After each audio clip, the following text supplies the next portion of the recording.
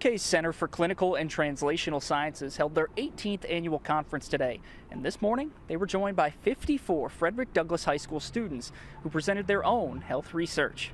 The group is largely made up of juniors that have been involved in a biomedical pathways program since they were freshmen. Now they're getting the chance to put their hard work on display. After weeks of learning about their topic, they presented their in-depth projects to college students and professionals from the health field.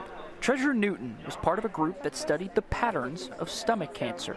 Seeing that I do want to do oncology, it helps to understand cancer and how it spreads and like the epidemiology of cancer and public health effects. And her partner Chase Hill notes it is an intimidating experience, but it's one that will serve these bright young students well in the future. I still have a direction I want to go in, but I still don't know exactly what I want to do. But also, I feel like I'm better prepared enough. If I had to do this again in the future when I do go to college, maybe UK, hopefully, that I'll be prepared for it. The conference will continue until 5 p.m. today, and this afternoon, health professionals and trainees will present their work as well. In Lexington, Jeremy Toms, WKYT.